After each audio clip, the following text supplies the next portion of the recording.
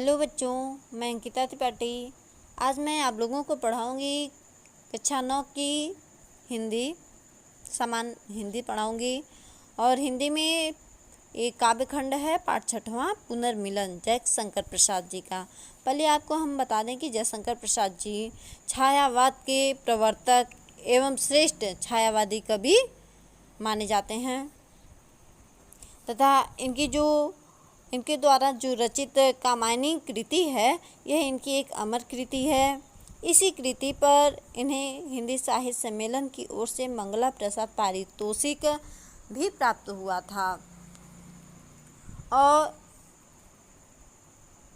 प्रसाद जी ने हिंदी साहित्य के गद्य और पद्य दोनों ही विधाओं में इन्होंने काम किया है। इनका जो काव्य संग्रह है कामायनी वह महाकाव्य है। कामायनी प्रसाद जी की सर्वश्रेष्ठ कृति भी मानी जाती है।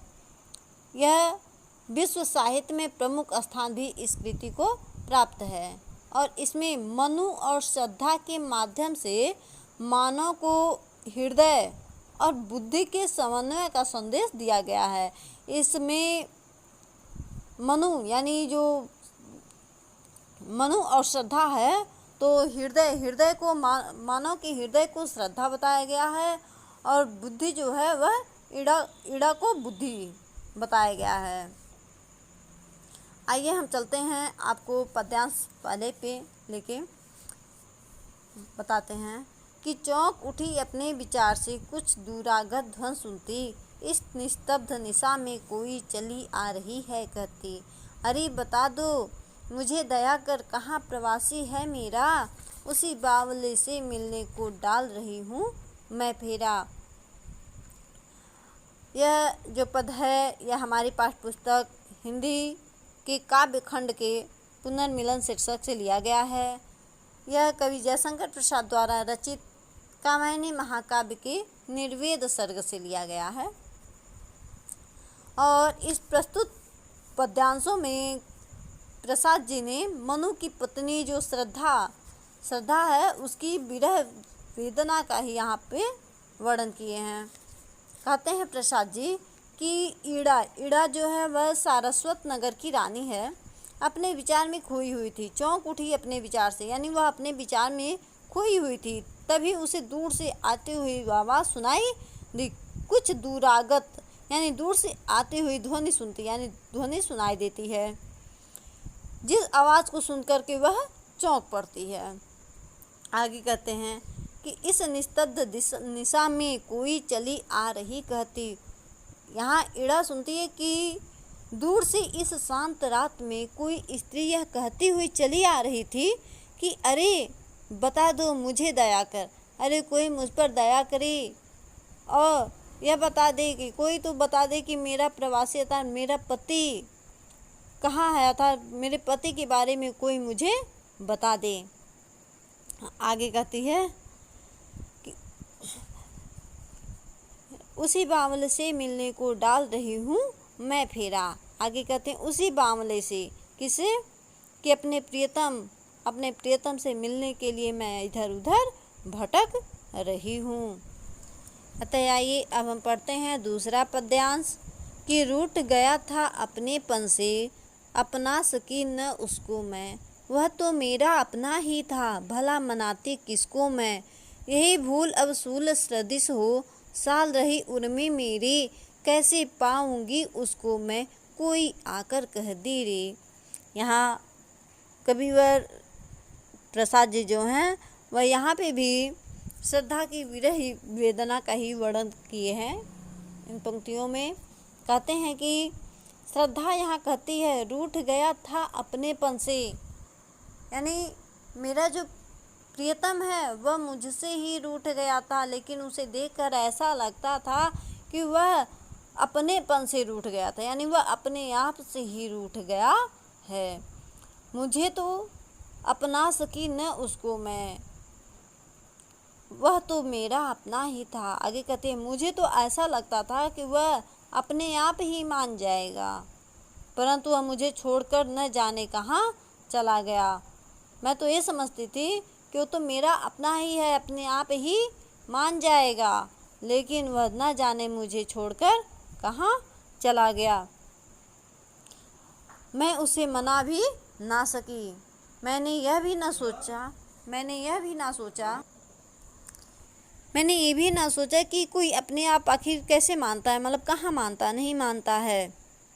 भला मनाती किसको, मैं आगे कहती हूँ, वह तो मेरा अपना प्रियतम था, मैं क्यों मनाती, अतः भला मनाती किसको मैं, क्या था, मैं, वो तो मेरा अपना ही था, मैं उसे क्यों मनाती, वो तो अपने आप ही मान जाएगा। वह अपने विचार में इस प्रकार से सोच रही हैं। आगे कहते हैं, यही भूल अब सूल सदृशो, यानी कि जो मेरा यह भ्रम था, मेरी जो यह भूल थी, अब मेरे हृदय में यह साल रही उर्मे मेरी, अब यह भूल सूल सदृशो, यानी सदृश यानी समान, और सूल में कांटे, यानी कि अब यही मेरी भूल कांटे के समान होकर के साल रही यानी चुभ रही है। कहाँ, उर्मे मेरे हृदय में अब यही मेरी भूल कांटा बन करके चुभ रही है।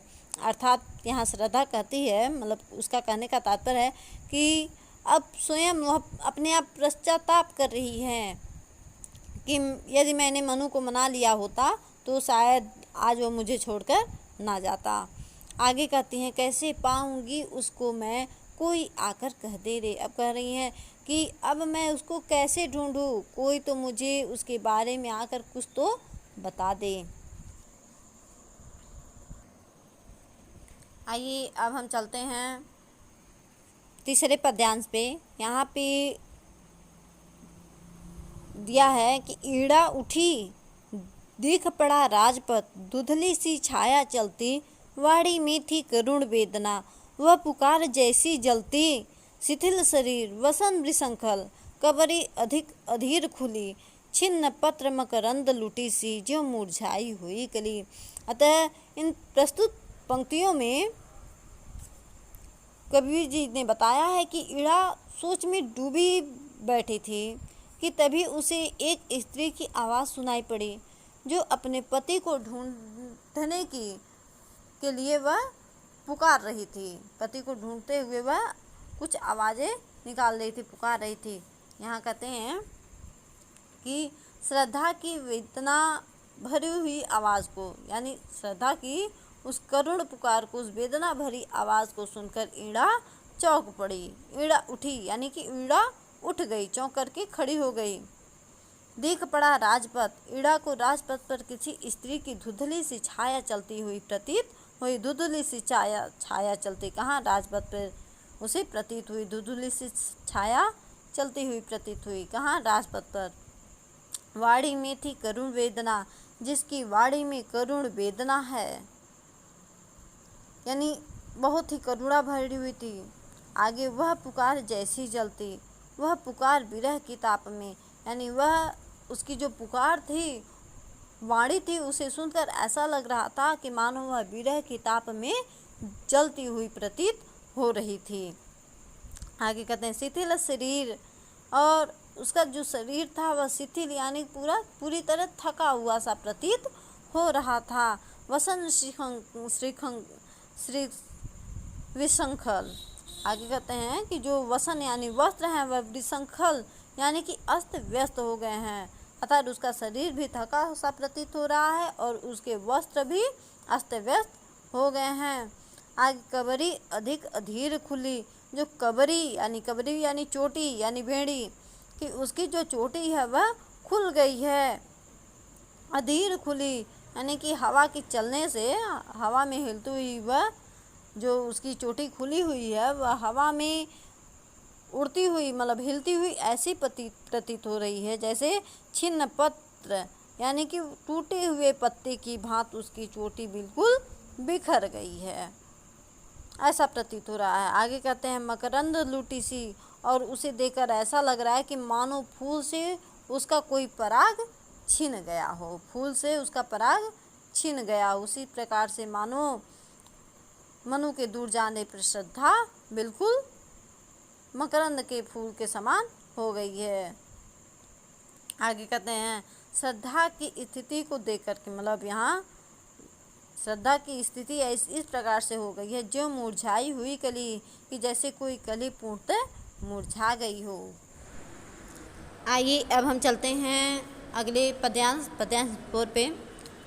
यहाँ क्या कहा गया है, नव कोमल अवलंब साथ में वह किशोर उंगली पकड़े, चला आ रहा मौन धैर्य सा अपनी माता को जकड़े। थके हुए थे दुखी बटोही वे दोनों ही माँ बेटे, खोज रहे थे भूले मनु को जो घायल होकर लेटे।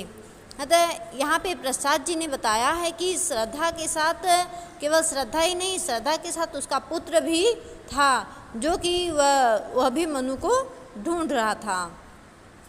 आगे कहा गया है कि यहाँ उस समय की बात कही गई है कि जब इड़ा उन दोनों को देखती है तो यह सोचती है, इड़ा यहाँ उस स्त्री को देखा, किसको देखा, श्रद्धा को देखा। इड़ा ने उस स्त्री को देखा और उसके साथ क्या देखा कि एक सुंदर और कोमल बालक भी था जो उस स्त्री की उंगली पकड़े उसके साथ चल रहा था। वह किशोर, वह माने होता है उम्र, यानी कि, और किशोर यानी किशोरावस्था का एक बालक, यानी छोटी उम्र का एक बालक उंगली पकड़े साथ में चला आ रहा था।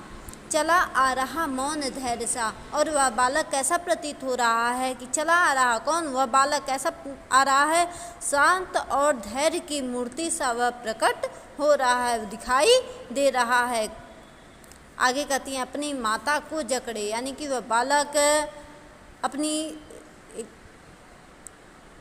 धैर्य और मूर्ति सा प्रतीत होते हुए तथा अपनी माँ को जकड़े हुए, कसकर पकड़े हुए, जकड़े हुए यानी कि कसकर पकड़े हुए धीरे धीरे चला जा रहा था। आगे कहते हैं थके हुए थे दुखी बटोही वे दोनों ही माँ बेटे। अतः यहाँ जब ईड़ा उन्हें देखती है, उन दोनों को, माँ और बेटे को जब ईड़ा यहाँ देखती है तो वह कैसे दिखाई दे रहे हैं, अत्यंत थके हुए, बहुत ही थके हुए, हारे दुखी से लग रहे थे। कौन, वह माँ और बेटे।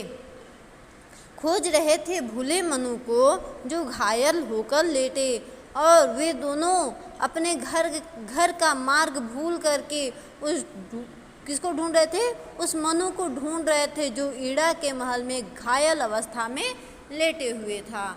जी धन्यवाद। अगर आपको मेरा ये वीडियो समझ में आया हो